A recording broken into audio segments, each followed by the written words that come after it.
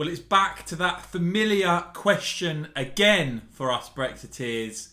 Deal or no deal?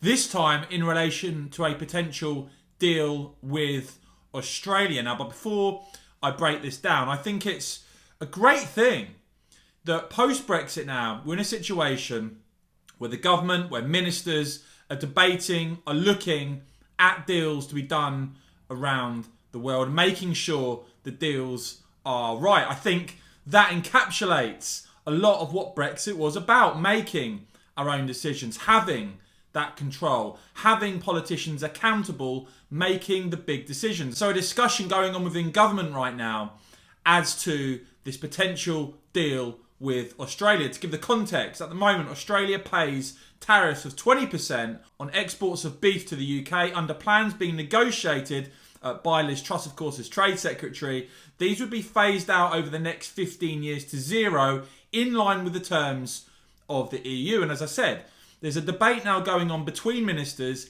in government about this potential deal with Australia. Deal or no deal? Harry Cole of The Sun, with the beef, saying Tory rift over Brexit trade deal for cheap Aussie burgers and steak in British supermarkets. Australia pushing for 5-year phasing out of all tariffs on meat exports to the UK. Waitrose Tories, as they're being described in Cabinet, said to be pushing for 15 years, and even then some taxes remain.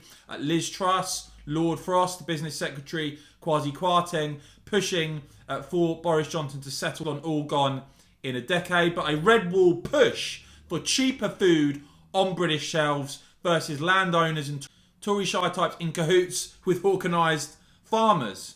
The debate obviously raging on within government. One Whitehall source quoted by Harry Cole is saying, I really don't know why George Eustice even voted for Brexit. He does not want to take advantage of actually leaving the EU. Kwasi Kwarteng with the quote, if we can't do a deal with Australia, two countries with a shared culture, I think any other deals are looking very challenging. And supporters of Liz Truss accusing the likes of Michael Gove and George Eustice of being more Waitrose than Red Wall, claiming their go slow approach will keep prices high for consumers. Now, it is being said, reported by The Times, that Boris Johnson is going to come down on the side backing a tariff-free trade deal with Australia. And interestingly, two separate sources quoted in this story showing the different approaches, the different strands of thought within government. One, there is worry across Whitehall about the principle of liberalisation, the precedent it will set. Another, this is a fundamental argument about the nature of global Britain. Do we want to seize the benefits of Brexit and strike advanced trade deals, or pull